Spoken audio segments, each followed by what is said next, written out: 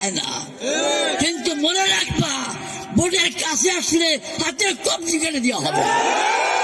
ভোটের কাছে কেউ আসতে পারবে না, এইটাই সঠিক কথা।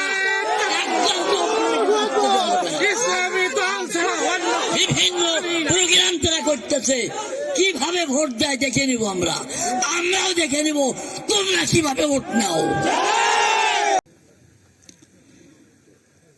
আমরা এদেশে দীর্ঘদিন যাবৎ রাজনীতি দেখতেছি, অবস্থা কি হয়, এক দল যখন ক্ষমতায় যায় আর এক দলকে জেলে পড়ে না। মনে রাখবেন আপনারা, ইসলাম যদি ক্ষমতায় যায়, যারা বিরোধিতা করতেছে তারা জেলে যাবে না। আপনারা একবার ইসলামকে বিজয় করে দেখেন যে আল্লাহ এবং আল্লাহ রসুল যা বলছেন বাস্তব ওলামায়ে কিরাম তাই করে না তার বিপরীত করে।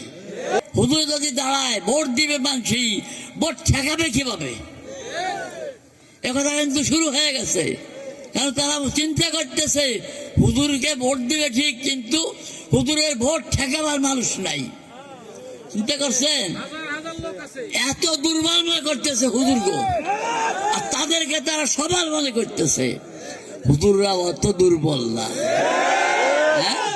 হুজুররা যেহেতু নবীর চরিত্রবান, ওলামায়ে কিরাম নবীর চরিত্রবান, এই জন্য অসভ্য পালা কইরা নিজের শক্তি দেখাইতে চায় না।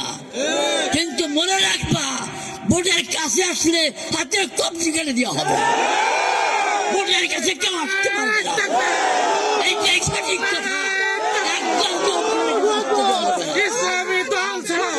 বিভিন্ন প্রোগ্রাম তারা করতেছে, কিভাবে ভোট দেয় দেখে নিব, আমরাও দেখে নিব তোমরা কিভাবে ভোট নাও।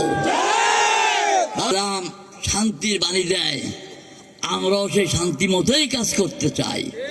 হ্যাঁ, যদি কেউ বাধার সৃষ্টি করে তখন কিন্তু আর এই কথাই ঠিক, কোনো ছাড় হবে না।